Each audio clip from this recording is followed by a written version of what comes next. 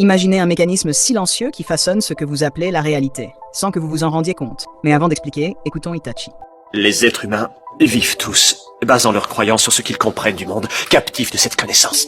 Puis ensuite, ils nomment cette perception réalité. Pourtant, le savoir et la compréhension sont des concepts subjectifs. Cette réalité pourrait se révéler n'être qu'une illusion.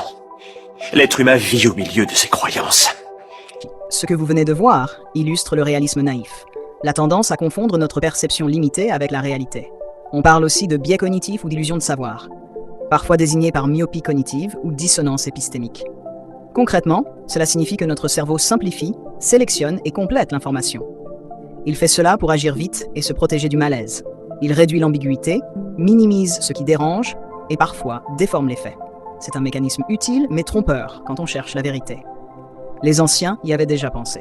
Platon racontait l'histoire de prisonniers enchaînés dans une caverne qui ne voyaient que des ombres projetées sur un mur. Pour eux, ces ombres étaient le monde entier. Quand l'un d'eux sort, il découvre un horizon beaucoup plus vaste et comprend que ce qu'il croyait vrai n'était qu'une image partielle. La science moderne nous en donne d'autres preuves, mais expliquées simplement. En physique quantique, certaines expériences montrent que le résultat peut dépendre de la façon dont on observe. L'observation n'est pas toujours neutre. En neurosciences, on a montré que le cerveau complète souvent ce qui manque. Il devine, simplifie et relie des éléments pour que l'ensemble paraisse cohérent. Résultat, on croit parfois voir quelque chose de stable alors que notre cerveau a en fait reconstitué l'image. L'histoire regorge d'exemples concrets. Pendant longtemps, beaucoup pensaient que la Terre était plate. C'était la lecture la plus évidente du monde selon leur sens. Ce n'est qu'en multipliant les observations et les points de vue qu'on a compris la réalité différemment. Notre perception peut nous tromper. Appliquons cela à une question plus grande, l'existence de Dieu. Certains disent « Dieu n'existe pas ». Ils s'appuient sur la science, sur l'absence de preuves visibles. Mais cette certitude repose sur un savoir limité.